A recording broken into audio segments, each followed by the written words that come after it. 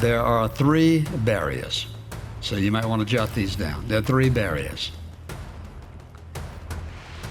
And here's the first one. It is pride. Don't pray because I can handle it. We don't ask him, I'll work it out. It's pride. The reason people don't get on their knees, except a physical thing sometimes, is pride. How can you be too prideful to get on your knees to holy, righteous, sovereign God? Every breath you have is a gift from him. Somebody says, I don't need to get on my knees. No, you don't. You don't need to honor God. You don't need to reverence God, but you get what comes with that. It is pride that keeps us off our knees. Pride that keeps us in sin. In other words, we'd rather have a relationship with somebody than God. We'd rather have this, that, him, her, and the other than God. It's pride. The second thing is rebellion. Sin. As long as there's sin in their life, there's no intimacy with God. When people say, well, I pray, but nothing happens. I pray, but God isn't answering me. I pray and then you need to look at yourself and ask yourself the question, God isn't the problem, you're the problem. There is no intimacy where there is rebellion. Now think about this. You have to think about your own relationships. Can you have an intimate relationship with a husband or wife who's just rebellious against you? No, you cannot. And then the last one is real simple. If you're in a hurry,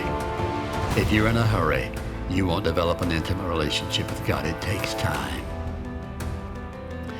Time to read his word and meditate upon it. Think about it. Ask questions. God, what are you saying to me?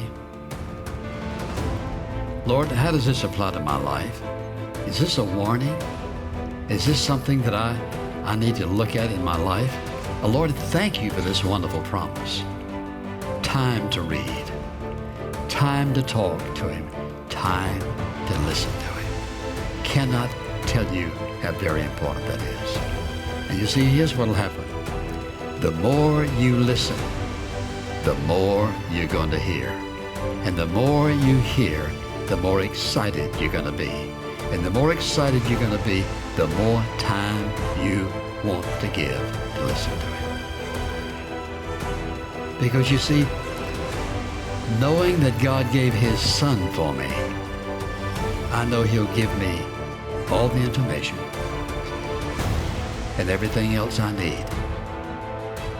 And that's what Paul meant in Romans when he said, having given us his son Jesus Christ, will he withhold from us any good thing? And the answer is no.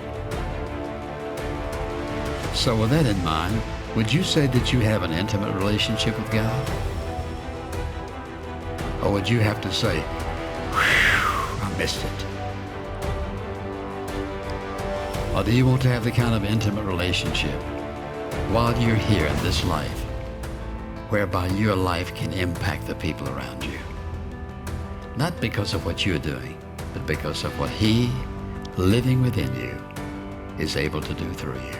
And that is my prayer for you. Don't be satisfied with less in your relationship to him than intimacy, which is the will and purpose and plan of God for you.